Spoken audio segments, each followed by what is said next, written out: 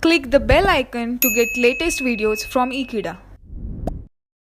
Hello friends, this is a very crucial video that you're going to see today because it's going to talk about your interpersonal skills which leads to interpersonal relationships and also a little more advice and scope of you to understand how well you can improve on these skills. Not many are very good at it, but then yes, we have to make an attempt every day to get better on our interpersonal skills because at the end of the day, it turns back into the best relationship that we make. So the last video that you saw about personal skills, now this is very close to that, in fact related to it, where your personal skills play a very major role in your interpersonal relationships, and what helps you to get out of it is a scope of improvement, of course. So how best can you be at relation, how best can you use your interpersonal relationships, how best can you use your personal skills in these interpersonal relationships. So friends, looks a little unmanageable, looks a little difficult when I'm talking about so many terms together, but it's not that difficult. It's easy if you take it positively, and it's easy if you motivate yourself with these skills. So let's see how it helps us.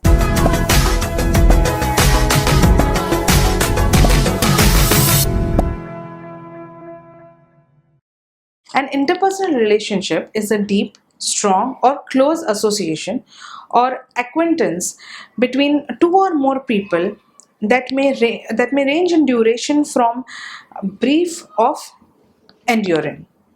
So basically what it means is this association may be based, continuation of the video. So basically what we mean is, so this is something beyond rapport building. This is something where now we build a relationship with a person. So it's not necessary that it has to be with one person or two person or all of that. It's basically how deep, how strong, how close you are into an association with a person. Let that be anyone. It's not only family or friends, it can be your colleague, it can be your clients, customer, colleagues also. So it depends how two or more people show their capability of understanding each other so well, and it also showcases that how best can they come up with different solutions and how best they can land up together with the long-term relationship, with a manageable and how they can manage their reputation through all the walks of life for so many years.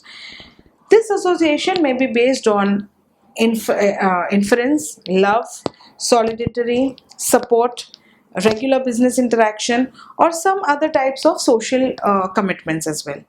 So everything can be showcased in this when I say interpersonal relationship. It's not necessary whether it is in a workplace or at home or at any place that you go. These are something which are very open, where we are open to relationships of any sort. So even a customer and a person who is selling at that point, so an employee and a customer also have a very strong interpersonal relationship. And this is what we need to understand, that when we talk about interpersonal relationship, it's not only family and friends. How can we get it better is something that we will understand today. Interpersonal relationships thrive through equitable and reciprocal compromise. They are formed in a context of social, cultural, and other influence. So, when I say equitable and reciprocal compromise, this is something that helps you to sustain your relationship, where we both are equally on the same page, where we both or both or a team or whatever are compromising on our views by keeping other people's views into consideration and respecting other people's views and understandings. The context can vary. So it can be a family, it can be kindship relationship where you do not really have too much to say. So a kindship relationship can be also with an animal. So it can be with friends, marriage, it can be a relationship with a place of worship where you are in a relation with God. They may be they may also be regulated by law, customs, or mutual agreements, or even on the basis of social groups and society as a whole. So it is different forms. So whether you have a verbal understanding and you get into a relationship, whether you have something written on an agreement, like when you sign an agreement between two different companies where you mutually understand on certain points, and when you come down to, on an agreement where you agree and come to a similar negotiation win-win situation. So these depends on what kind of relationships are you getting into.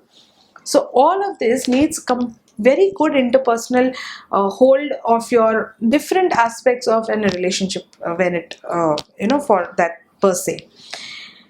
This is what I mean by interpersonal skills, interpersonal relationship skills. Let's see what is the scope of improvement, of how to improve our relationships when we are interpersonally connected to each other. So one needs to really know how to interact with the fellow workers. Very important, that how do I interact with my team? How do I interact with my colleagues? How do I interact with every other person? So let us go through some interpersonal skills of an individual which he needs to inculcate for a healthy relationship with any sets of people that he is working with. Let's see how we can help, or how I can advise you, or how a person can be better at its interpersonal relationships. First of all, stay positive at wherever you are, at your workplace, at home. You have to stay positive. Do not crib over small things. Very important. Now these are some tips that I would share with you. So do not crib on small things. No individual on this earth is perfect, neither you, neither me. Do not always find mistakes with others. There are a lot of times when we are also mistaken, when we make a lot of mistakes. So friends, do not get into a position where you can get into a seat of judgment, where you're always judging people and always trying to crib about something, always trying to find nooks about someone, because finally we are all not really perfect. No one is perfect on the earth. So always remember that there has to be a point of consideration when you talk about any person, to understand what really how can you really get into a very wonderful and beautiful relationships with any person on the earth, right? So this is one thing how you can improve your relationships in terms of interpersonal skills. Respect your colleagues, or respect your people that you work with. So respect is something that is very important, whether you are a person at a certain level, or an inferior, or a superior. Respect has nothing to do with your level, or with the category of people that you are, or with the group of people that you go out with. Respect is something that you can also give an animal. Respect is something that everyone looks forth at. So it is unprofessional to misbehave with anyone that you work with. So I would say co-workers. An employee must behave in an acceptable way at the workplace. So not necessarily an employee, but anyone who's working at that place should have certain manners and certain acceptable ways which people will accept him the way he is, instead of behaving in a negative manner. Maintain the decorum of that place, or that environment at that place. That's very important. And if there is no respect, the environment gets disturbed. Being rude to any of your any people, being rude to someone spoils the relationship amongst ourselves. So if we are very rude, if we have an attitude of always getting into aggression, that will definitely spoil the entire relationships.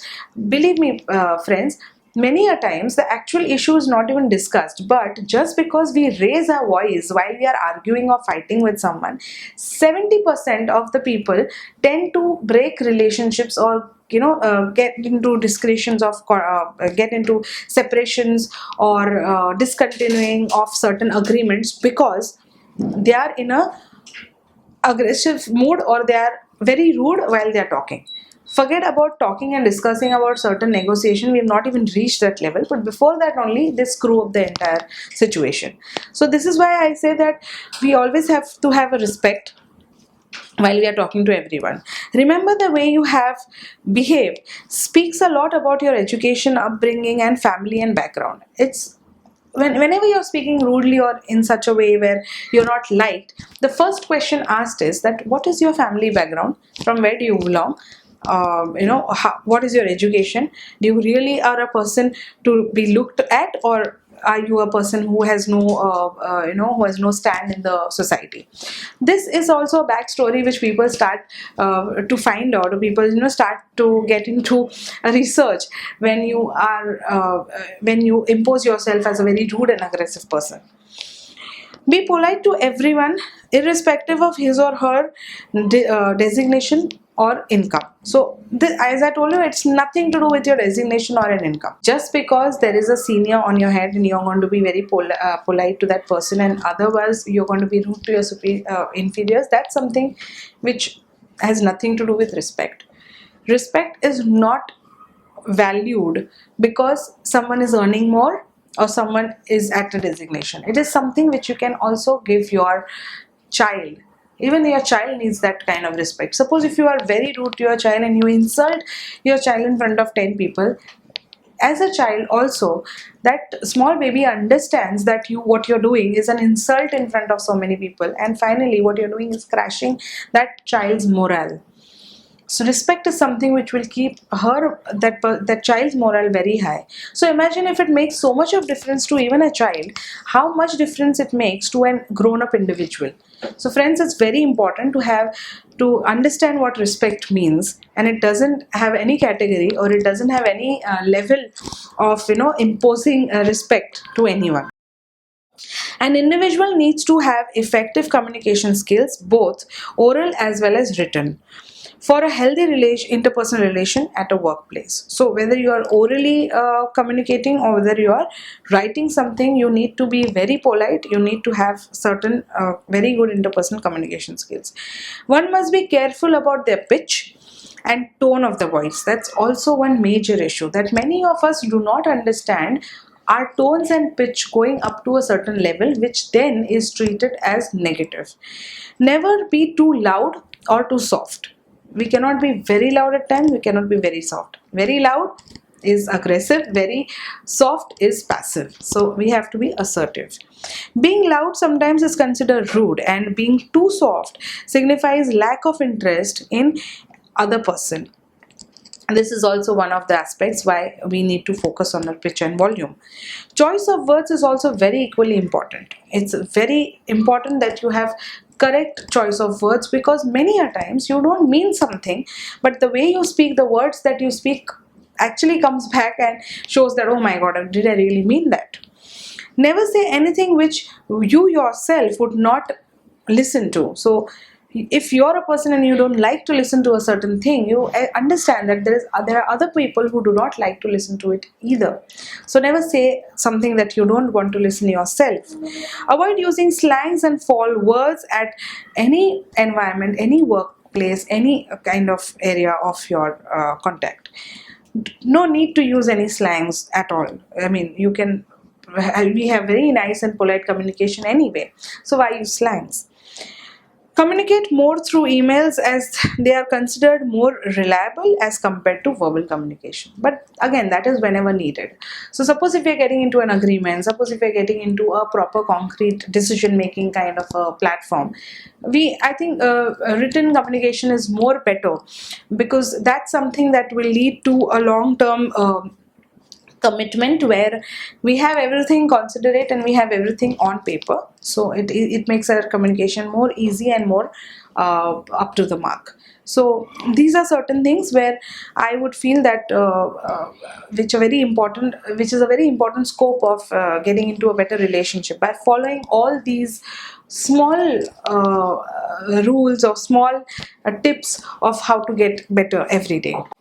Be cheerful at wherever you work. Smile more often. It really works. A smile can heal any wound without really touching it.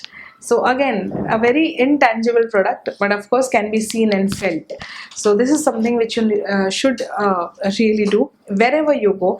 There's a smile. You don't need you don't need to pay money for smiling. So please smile, how much ever you can. Have a very smiley face, which in a way makes you a very positive person. Finally, make your fellow workers feel important.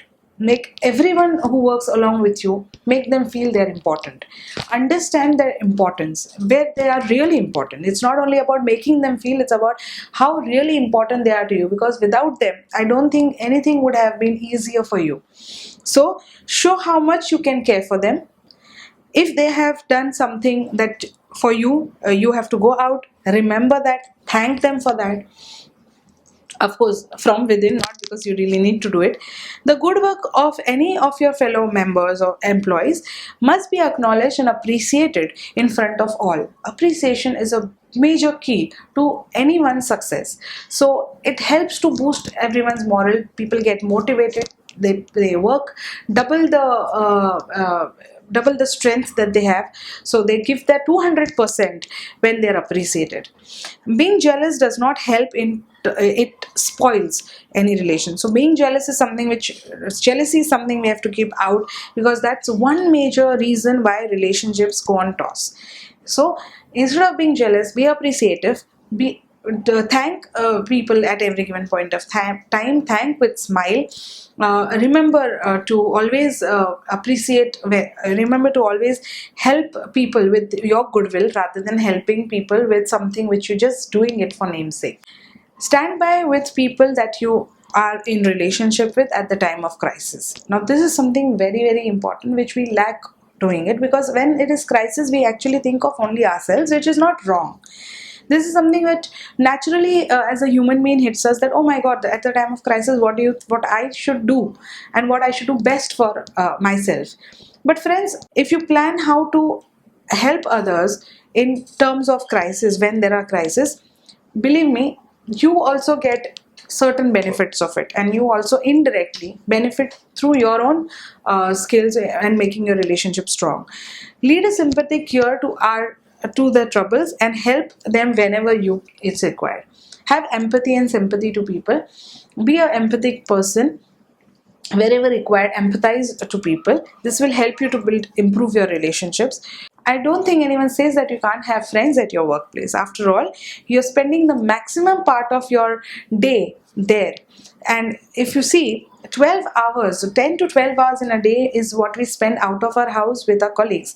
It's hardly 8 hours that we come back home to eat food and sleep, because everyone works for 9 hours duty or 8 to 10 hours duty. That's the average. So imagine how much time are we spending with our colleagues. So imagine how much more can we get closer to them, and how much more do can we contribute to their at the time of their crisis. Wish your colleagues whenever, on the time of their birthdays, anniversaries, important festivals, they'll really feel special. So when, especially when you're running an organization and when you have employees under you, as an employer, it's very important to take part in all the walks of life of your employees. So this will also help you to build a very strong relationship with everyone interpersonally. Be honest to others, very important. Honesty is the virtue. So be honest to others. If any of your co-worker is doing something wrong, tell him on his face. Do not support, that's out of question, but do not even misguide that person. In fact, be very straightforward and say this is something which is wrong happening and it's not acceptable. It is better to be straightforward than to spread unnecessary rumors about someone. You're not straightforward on that person's place, but you're going back and you're spreading rumors about that person, that oh my god, that person is really like this, I didn't knew. So this is something which I don't think you're supposed to do. In fact, go be a more straightforward person. Go to that person, tell that person that we need to stop here. This is something which is not considered. Criticizing and making fun of fellow workers spoils relation and eventually turns friendship into foes. So friends, we are all friends again. As I always say, we are not foes with each other. So make the best use of your co-workers, make the best use of your friends at work, make the best use of your family, make the best use of all your relationship to get into better relationships. These are all scopes of improvements. Suppose if you're going wrong until today, improve it, change it, go back, look forward, and do not look behind ever. Be a patient listener. Now, allow yourself to be very patient at the time when you're listening. Listen to what the other people has to say. Just don't keep up talking, because even if you're a good communicator, listening is something which is extremely important. It is an integral part of your communication. Understand the other person's point of view as well before jumping to any conclusions. Wrong perceptions of a person leads to unnecessary confusion and misunderstanding. And that's only possible if you're not an active listener. Being trustworthy helps you to gain confidence of fellow workers. Learn to keep things to yourself, and instead of spreading rumors, keep things to yourself and see how best you can work on them. An individual's personal interest ought to take a backseat at workplace. So, your office has nothing to do with your personal life. Your personal life is separate and your problems are separate. So, we need to understand that we again need to have these things separately. If I bring in my family issues or my personal issues to my workplace, I'm going to definitely end up with a very difficult situation. So, this is somewhere which I called where your emotions are involved, and you have to have a lot of control over your emotions. That makes you a completely emotionally sound person. We need to understand how emotionally intelligent are we supposed to behave at every walk of our life. Be a little more understanding and compromising to avoid unnecessary conflicts at workplace. Conflicts are only formed because at times we do not really tend to understand things. At times we do not really want to adjust to our situations. We do not want to compromise. We want to stick on to our point. This is first and foremost step of creating a conflict among your work environment. So friends, it's in your hand. You can definitely avoid getting into any kind of conflicts. Put yourself in the other person's shoe and only then make a decision. Feel that if you were in that person's place, how would you feel? And then only take a correct decision. Once if you do this, only then you will be a right decision maker and people would respect you. Be nice and kind to everyone, no matter who it is. We have to understand that we have to be nice and kind at the end of the day to every person that we know. Make sure that you are not labeled as brat. Brat is something which, when you say that, oh my god, you're a brat. So if you're being nice, I don't think anyone would label you like that. Be a source of inspiration for others instead of being a wrong impact to others. Remember, it is you and only you who can make a difference to the organization, to the society. Behave as a thorough professional, behave as a thorough good human being. These are some things. If you are patient listener, all these aspects of your relationships can be sorted. So friends, if you practice all of these tips that I have just shared with you, because if you see, there is a huge scope of improvement when we talk about interpersonal relationships. And we all need to understand there is always a point where we always go wrong somewhere or the other. It's our obvious effort to really recognize where have we gone wrong, and since we now know and we've realized that we have gone wrong, that realization should help us to lead to a betterment in our relationship, to look at the scope of our improvements. And I'm sure with some of my tips, definitely there are so many things in the world, but with some of the tips which you can relate to, where you're going wrong somewhere in your relationships, in interpersonal relationships, I hope this video would help you to understand at least how would you get out of these issues, and how you can be a better interpersonal relationship person where everyone want to have a very good relation with you, and how you can be a person who can manage these kinds of interpersonal relationships for a very long run. We'll definitely understand how to maintain these good interpersonal relationships, but of course not in this video, in the next video. So thank you so much for watching this video. Please subscribe to our channel, and there's a bell icon. If you like the video, please you can also press the bell icon. Thank you so much.